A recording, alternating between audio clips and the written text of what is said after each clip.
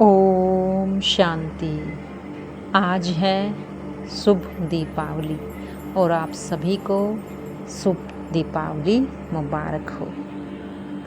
आप सबकी ज्योति सदा इसी तरह जगमगाती रहे और बाबा को याद करती रहे। आज बाबा हमें कहते हैं कि सच्ची सच्ची सेवा तुम ब्रह्मा कुमार और कुमारियाँ ही करते हो, वो भी गुप्त रीति से, क्योंकि तुम्हारी भावनाएं ही गुप्त हैं जो कि दिखाई नहीं देती, लेकिन जो तुम्हारे वाइब्रेशंस हैं वो चारों ओर फैलते हैं और उनसे ही चारों तरफ का वायुमंडल शांत और सुखमय बनता चला जाता है और उसका वायुमंडल का असर चारों तरफ फैलता है मनुष्यात्माओं के ऊपर, प्रकृति के तत्वों के ऊपर। उससे ही ये दुनिया सुखमय बन जाती है।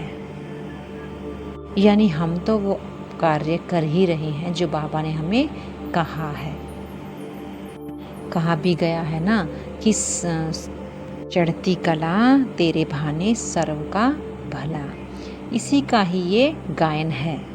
जब हम अपने अंदर आत्मिक स्थिति में स्थित होकर संसार की सेवा करते हैं, शुभ भावना शुभकामना सबके प्रति रखते हैं, तो हमारी तो चढ़ती कला होती ही है, लेकिन साथ साथ संसार की भी हमारे बहाने चढ़ती कला हो जाती है। हमारे वाइब्रेशन से, हमारी भावनाओं से उनका भी सद्गति होने लगती है। और इस सद्गति के निमित्त बाबा ने हम ब्रह्मा कुमार और कुमारियों को बनाया है। बाबा कहते हैं तुम्हें इसकी प्राइज भी मिलती है। नरकवासी से तुम स्वर्गवासी बन जाते हो, तो कितनी बड़ी प्राइज मिलती है।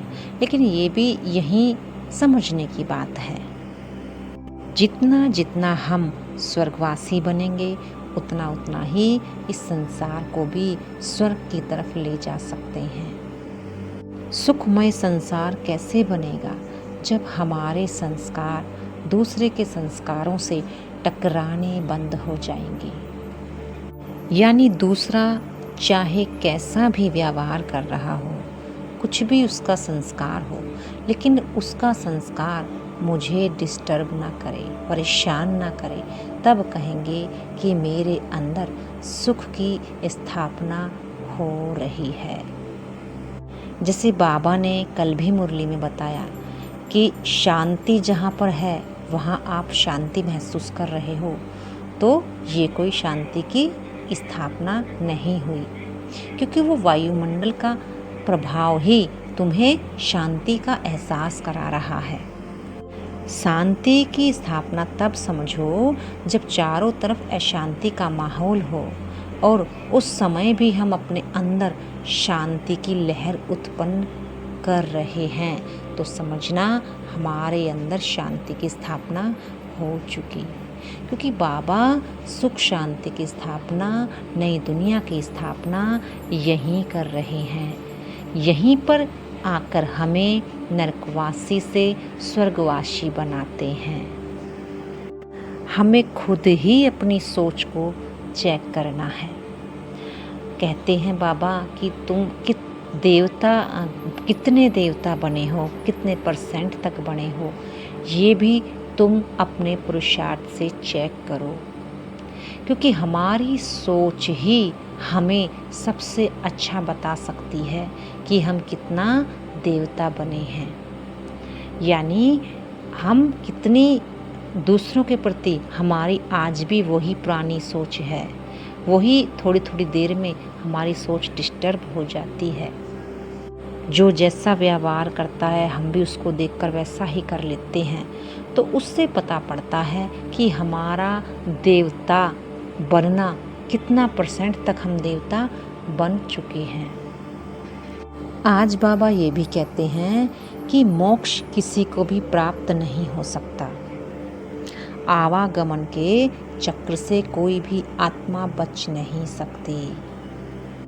आज बाबा ये भी कहते हैं कि दिव्य दृष्टि दाता मैं एक हूँ। यह दिव्य दृष्टि की चाबी मैं तुमको नहीं दे सकता। बच्चे कहते हैं कि बाबा हम भी साक्षात्कार करा देवें, लेकिन बाबा ने कहा नहीं, ये दिव्य दृष्टि की चाबी एक बाप के पास ही है। हाँ, जब बाप को साक्षात्कार कराना होगा तो वो किसी के द्वारा भी करा लेगा, क्योंकि बाप का ही कार्य है। बाबा कहते हैं इसके एवज में मैं तुम्हें सतयुग की बादशाही देता हूँ।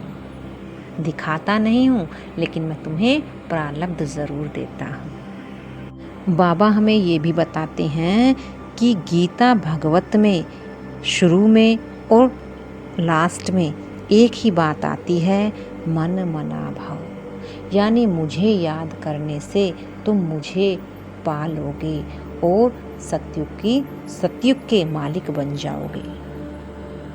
यानी मन से जब हम बाबा को याद करेंगे तो हम सब कुछ प्राप्त कर लेंगे। यही लास्ट अंत का और शुरू का यही पाठ है। अपने को आत्मा समझ एक शिव बाबा को याद करना है तो तुम्हारी भविष्य प्रारब्ध बन जाएगी। बाबा कहते हैं अपने मन को सदा चेक करते रहो कि मन किधर इधर उधर तो नहीं जा रहा। अपने मन को मनाकर मेरे में लगाओ और साक्षी बनकर इस संसार में हर एक के पाठ को देखना है।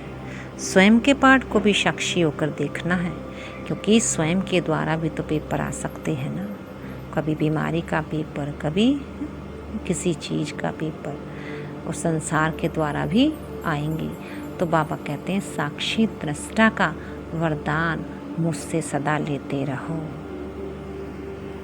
क्योंकि जब हमारे साक्षी भाव अंदर से हो जाएगा तो उस समय हमारी अवस्था बहुत बहुत अच्छी हो जाएगी। यानी एक तरह से बिंदु स्वरूप हम हो जाएंगे।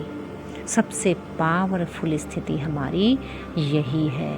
इसीलिए रोज बाबा से अमृत वेले मैं साक्षी दृष्टा आत्मा हूँ, यही वरदान लेते रहो। अच्छा, ओम शांति।